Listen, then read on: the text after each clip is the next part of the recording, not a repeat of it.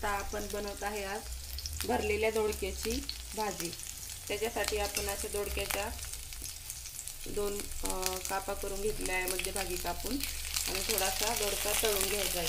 आता आपण बघूया साहित्य। यासाठी आपल्याला लागणार आहे शेंगदाणे, थोडासा खोबऱ्याचा किस भाजून घ्यायचा आहे, शेंगदाणे भाजून घ्यायचे, लसूण ठेचून घ्यायचा आहे, कोथिंबीर, मिरची पावडर, हिंग, गरम मसाला, हळद, जिरे आणि कढीपत्ता। खोबरं आणि शेंगदाण्याचं कूट आता आपण बारीक करून घेतलेला आहे दोडक्यांच्या खापांमध्ये भरण्यासाठी। याच्यात आपण साहित्य टाकून घेऊया। याच्यात टाकूया आपण 1.5 चमचा मिरची, अर्धा चमचा हळद,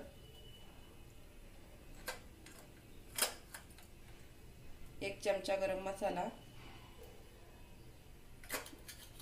थोडासा हिंग, लसूण ठेचून घेतलेले त्यात ऍड करूया।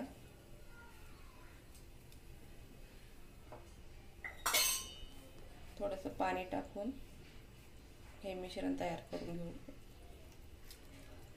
थोडीशी कोथिंबीर। आता यामध्ये थोडंसं मीठ पण ऍड करून घेतलेलं आहे मी। तुम्ही बघू शकता अशा पद्धतीने आपण कमी पाणी, जास्त पाणी नाही वापरायचं, कारण की ते मिश्रण याच्यामध्ये चिकट बसलं पाहिजे। असं आपण भरून घेऊया अशा पद्धतीने। तुम्ही बघू शकता अशा पद्धतीने आपल्याला हे मिश्रण याच्यामध्ये भरून घ्यायचं आहे, जे आपण तयार करून घेतलं होतं। आणि आता इथे कढईमध्ये मी तेल तापत ठेवलेलं आहे। तेल तापलं त्याच्यामध्ये आपण जिरे ऍड करूया,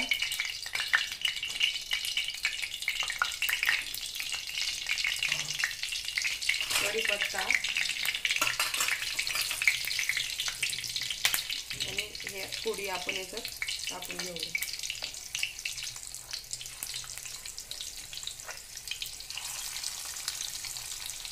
अशी सोपी भाजी एकदम छान टेस्टी बनते कमी इंग्रेडियंट्स मध्ये।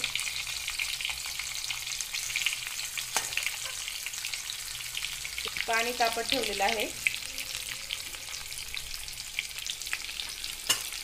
आता हे पण आपल्याला याच्यामध्ये थोडीशी कोथिंबीर वरतून टाकूया।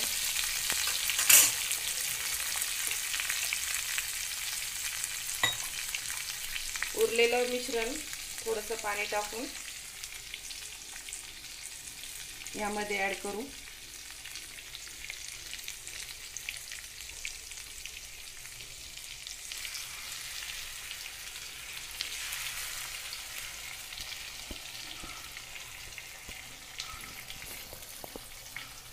आणि गरम पाणी वरतून आपण टाकूया।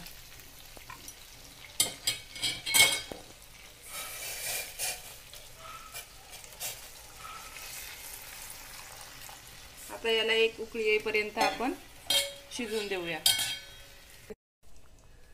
हे तुम्ही आता बघू शकता, खूप छान पद्धतीने आपली भाजी शिजली आहे, उकळी फुटली आहे।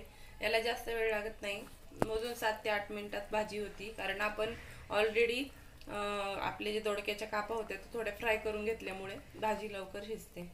प्लीज ही रेसिपी तुम्ही ट्राय करा, खूप छान टेस्टी लागते, कमी साहित्यामध्ये बनते। माझी रेसिपी बघितल्याबद्दल धन्यवाद।